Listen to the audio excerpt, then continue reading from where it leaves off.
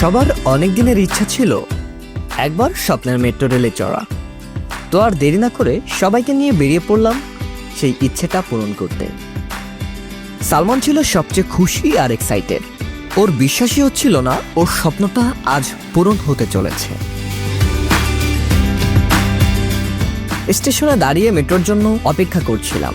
হঠাৎ দেখি এক ভাই আমাদের দিকে অবাক দৃষ্টিতে তাকিয়ে আছেন, যেন বলছেন তোমরা তো আনন্দিত কেন। তার সঙ্গে গিয়ে কথা বললাম, একটা ছোট ভিডিও করলাম। জানলাম তার এবার ঈদে বাড়ি যাওয়া হয়নি। মনের ভেতরে হালকা এক বিষণ্ণতা কাজ করছিল, কিন্তু কিছুক্ষণের মধ্যেই আমাদের কাঙ্ক্ষিত মেট্রো এসে পৌঁছালো। সবাই মিলে উঠে পড়লাম। কিছু স্বপ্ন একসঙ্গে পূরণ করতে হয়, আর এই ছিল তেমনই এক মুহূর্ত।